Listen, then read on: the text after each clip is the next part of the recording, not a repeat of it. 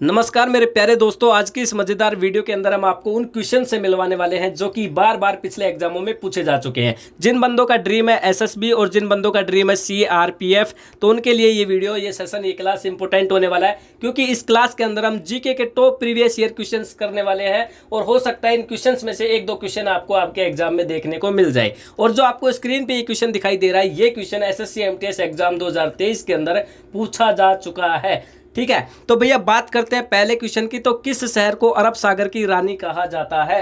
अरब सागर की रानी किस शहर को कहा जाता है, ये आपको बताना है। चार ऑप्शन आपकी स्क्रीन पे आपको दिखाई दे रहे हैं और इसमें से एक ऑप्शन सही है। तो यहाँ पे आपको ऑप्शन बी दिखाई दे रहा होगा, कोचीन। कोचीन को अरब सागर की रानी कहा जाता है। लेकिन मजेदार बात ये आती है दोस्तों, जो आपकी 14वीं शताब्दी थी, कौन सी शताब्दी? 14वीं शताब्दी। उसमें भारत के पश्चिमी तट पर, कौन से तट पर? भारत के पश्चिमी तट पर भैया जो पुरानी प्रजाति थी उसके लिए कोचीन के अंदर एक व्यापार हुआ करता था जो कि प्रसिद्ध था, और यहाँ पे कोचीन को कहा जाता है अरब सागर की रानी। तो यहाँ पे इससे रिलेटेड जो भी जानकारी थी मैंने आपको बताई है। जिसको समझ में नहीं आई वीडियो बैक करके दोबारा से देख लीजिए, लेकिन इस जानकारी को अपनी नोटबुक में लिख लो, स्क्रीनशॉट लेके कैसे भी स्टोर कर लो, एग्जाम से पहले अपनी खोपड़ी में अच्छे से बिठा लो, जिससे कि आपका एग्जाम अच्छा हो जाए, आपके एग्जाम में अच्छा स्कोर हो जाए, आपका एग्जाम फाइट हो जाए। ठीक है, ड्रीम रखना कि अपने को इस बार एग्जाम फाइट करना है, सरकारी नौकरी लेनी है। चलो अगला क्वेश्चन करते हैं। अगला मजेदार क्वेश्चन है।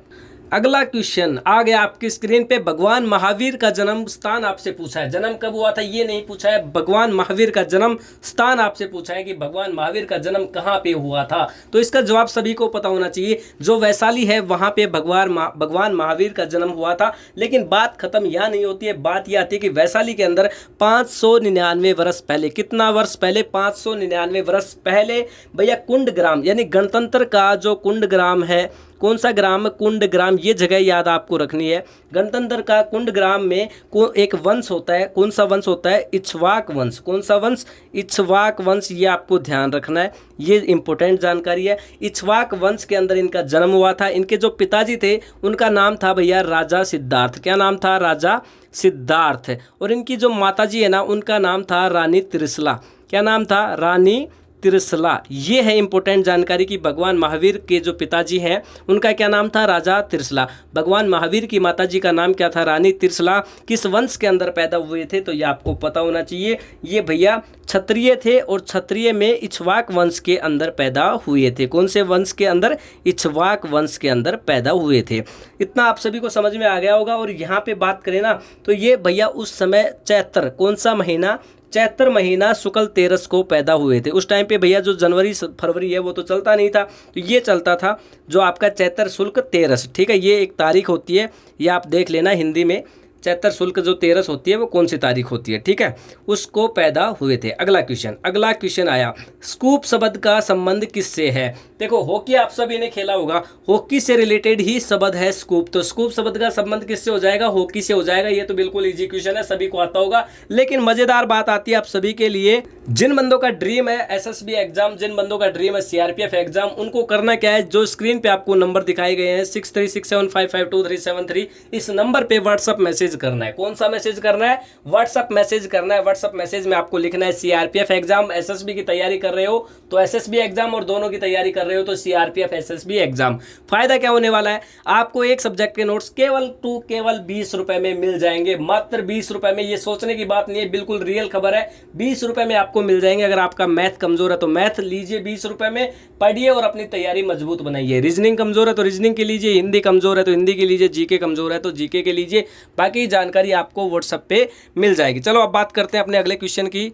महाभारत तो आप सभी ने देखी होगी, लेकिन आपको नहीं पता कि महाभारत का जो युद्ध है वो कितने दिनों तक चला था। ठीक है, नहीं पता ना आपको महाभारत का युद्ध कितने दिन तक चला था, तो दोबारा महाभारत देखने की आपको कोई जरूरत नहीं है। पहले आप एसएसबी और सीआरपीएफ एग्जाम की तैयारी कीजिए, एग्जाम को पास कीजिए, सरकारी नौकरी लीजिए, उसके बाद में महाभारत देखिए। ठीक है, जो महाभारत का युद्ध है ना वो आपका 18 दिन तक चला था। ऑप्शन इस सवाल का सही जवाब हो जाएगा। क्लास में मजा आ रहा है, क्वेश्चंस में दम लग रहा है, ठीक है, कंटेंट पसंद आ रहा है तो लाइक करने में शर्माइए मत, लाइक कर दीजिए भैया, लाइक कर दीजिए। और सबसे इंपॉर्टेंट काम क्या है आपका? सब्सक्राइब करना, तो सब्सक्राइब जरूर करें। चलो अगला क्वेश्चन करते हैं। सभी साथियों के लिए, भारत में कुल कितने केंद्र शासित प्रदेश हैं? सभी को पता होना चाहिए। 6th क्लास 6th स्टैंडर्ड में पढ़ने वाला बच्चा इसका जवाब दे सकता है, और आप अगर इसका जवाब नहीं दे पाए तो समझो आपकी तैयारी बिल्कुल कमजोर है। भारत के अंदर कुल कितने केंद्र शासित प्रदेश हैं? सभी कमेंट कर दीजिए फटाफट से, जिससे कि मैं बाद में आंसर बताऊं आपका गलत है या सही, आपको पता चल जाए। भारत के अंदर टोटल, दोस्तों कमेंट सभी ने कर दिया होगा, मैं सभी को इसका आंसर बताने वाला हूं, और जो कमेंट नहीं कर पाया वो वीडियो को पॉज करके यानी रोक के कमेंट कर ले। भारत के अंदर टोटल केंद्र शासित प्रदेश आपके 9 है। ऑप्शन बी इसका सही जवाब हो जाएगा। कौन कौन से हैं? पहले नंबर पे आता है आपका अंडमान निकोबार द्वीप समूह। कौन सा? अंडमान निकोबार द्वीप समूह। जिनको नहीं पता वो देख ले इस चीज को, है ना। पहले नंबर पे आ गया अंडमान निकोबार द्वीप समूह। दूसरे नंबर पे आपका आ गया चंडीगढ़। कौन सा आ गया? चंडीगढ़, ठीक है। तीसरे नंबर पे आपका आ गया दिल्ली। 3 हो गए यहाँ पे, अंडमान निकोबार द्वीप समूह, चंडीगढ़ और दिल्ली। चलो अगले की बात करें ना, तो अगला आता है आपका दादर का नागर हवेली। कौन सा? दादर का नागर हवेली। और इसको हम क्या बोल सकते हैं भैया? दादर के नागर हवेली को दमन एवं द्वीप समूह, ठीक है। इसका नाम आपने सुना होगा, दमन एवं द्वीप समूह, ठीक है। अगला क्वेश्चन, अगले की बात करें ना, तो अगले की बात करें तो अगला आता है J&K, जम्मू कश्मीर। क्या आता है? जम्मू कश्मीर। क्या आता है भैया? जम्मू कश्मीर। और उसके बाद में क्या आता है? लद्दाख आता है। क्या आता है? लद्दाख आता है। और आगे बात करें तो आपका जो पंडुचेरी है, कौन सा? पंडुचेरी। और लास्ट बच गया आपका लक्षद्वीप। कौन सा? लक्षद्वीप। तो यहाँ पे ये 9 केंद्र शासित प्रदेश हैं। अब करते हैं अगला क्वेश्चन, जो कि इंपॉर्टेंट से इंपॉर्टेंट है। आर्य समाज के संस्थापक कौन थे? आर्य समाज के संस्थापक भैया आपके दयानंद सरस्वती जी थे। दयानंद सरस्वती जी। ऑप्शन ए इसका सही जवाब हो जाएगा। अब चलिए अगले क्वेश्चन पे, जिस क्वेश्चन में मोस्ट चीज आपको बताने की होगी वो हम आपको बताएंगे। गोवा की राजधानी आपसे पूछा है, ये एसएससी एमटीएस एग्जाम 2023 में पूछा गया क्वेश्चन है, गोवा की राजधानी। और ऐसा कोई बंदा नहीं होगा जिसको ये क्वेश्चन नहीं आता हो, जिन कैंडिडेट्स को इसका जवाब नहीं पता हो। सभी कैंडिडेट्स को इसका जवाब पता होगा। गोवा की राजधानी की बात करें ना, तो गोवा की जो आपकी राजधानी है वो पणजी है। कौन सी है? पणजी है। ऑप्शन 3 इसका सही जवाब हो जाएगा। लेकिन बात आती है कि लखनऊ किसकी है, तो लखनऊ आपकी यूपी की है, उत्तर प्रदेश की है। और चंडीगढ़ कौन की है? पंजाब और हरियाणा की है। इनमें से कोई नहीं, ये आपका गलत है, बिल्कुल गलत है, ठीक है। तो गोवा की राजधानी कौन सी हो गई? पणजी हो गई। लखनऊ उत्तर प्रदेश की, चंडीगढ़ पंजाब और हरियाणा की। सभी को समझ में आ गया। अगला क्वेश्चन, माउंट आबू कहाँ स्थित है? ठीक है, माउंट आबू कहाँ स्थित है? तो जो आपकी अरावली पर्वत है ना, उस पे माउंट आबू स्थित है। तो इसका जवाब तो सभी को पता होगा। ये तो बिल्कुल बेसिक और नॉर्मल क्वेश्चन है, और ऐसे ही एग्जाम में आपके क्वेश्चन पूछे जाएंगे। जिन कैंडिडेट्स को डर लगता है ना कि जीके किस लेवल की आएगी, तो उनके लिए है ये वीडियो स्पेशल कि आपको पता लग जाए जीके में किस लेवल के क्वेश्चन पूछे जाते हैं। लाला लाजपत राय को किस नाम से जाना जाता है? लाला लाजपत राय को किस नाम से जाना जाता है? तो जो पंजाब केसरी है ना, उसके नाम से लाला लाजपत राय को जाना जाता है। अब आता है अगला क्वेश्चन, जो दांडी मार्च यात्रा है, दांडी मार्च है, वो किसने किया था? तो जो आपके महात्मा गांधी हैं, महात्मा गांधी जी, उन्होंने दांडी मार्च किया था। अगला क्वेश्चन, भारत में कितने राष्ट्रीय चिन्ह होते हैं? भारत में कितने राष्ट्रीय चिन्ह होते हैं? 4 चिन्ह होते हैं। ऑप्शन ए इसका सही जवाब हो जाएगा। एक तो आपको फ्रंट में देखने को मिल जाएगा, एक इसके साइड में देखने को मिल जाएगा थोड़ा सा पीछे करके, और एक इसके दाएं साइड में, एक इसके बाएं साइड में हो गया। एक जो बीच वाला होता है इसके जस्ट पीछे होता है, ये हमको दिखाई नहीं देता है। इसको अगर हम फोकस करके जूम करके देखते हैं तो अच्छे से दिखाई देगा। और यहाँ पे अगर आपको इनको देखना है तो क्या करना है, आपको 1 रुपए का सिक्का लेना है और उसको देख लेना, उस पर आपको ये सब चीज़ दिख जाएंगी, ठीक है। चलो आगे बात करते हैं अगले क्वेश्चन की।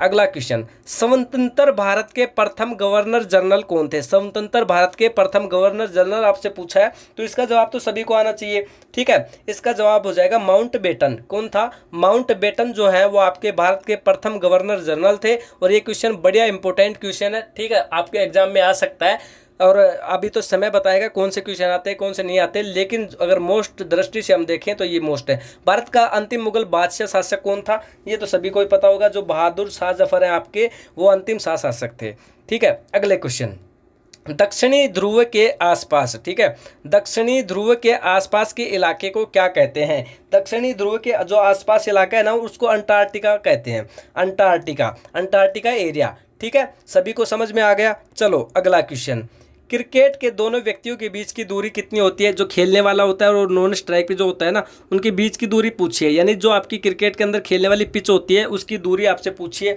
कि कितनी होती है, तो वो आपकी 22 गज होती है। इसका जवाब तो कॉमन सेंस वालों को आता होगा, बिल्कुल ईजी क्वेश्चन है। और 22 गज की जो आपकी होती है क्रिकेट की पिच होती है, अगर आप भी क्रिकेट खेलते हैं तो 22 गज की पिच आप रख सकते हैं। चलो आगे बात करते हैं। बनारस हिंदू विश्वविद्यालय की स्थापना किसने की थी? बनारस हिंदू विश्वविद्यालय की स्थापना भाई जो आपके मंडल मोहन मालवीय हैं, मदन मोहन मालवीय, उन्होंने की थी। ठीक है, ऑप्शन ए इसका सही जवाब हो जाएगा। अगला क्वेश्चन, भारत के किस भाग में चाय और कॉफ़ी की पैदावार साथ साथ होती है? यानी चाय और कॉफ़ी दोनों की पैदावार एक साथ होती है, भारत का ऐसा कौन सा भाग है?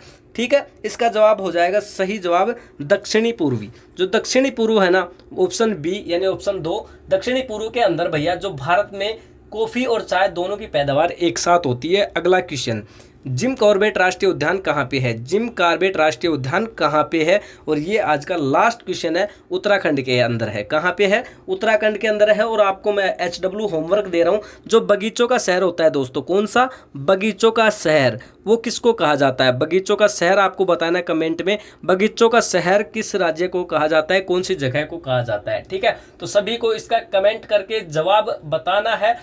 और फिर मिलते हैं नेक्स्ट वीडियो में, तब तक के लिए जय हिंद, जय भारत।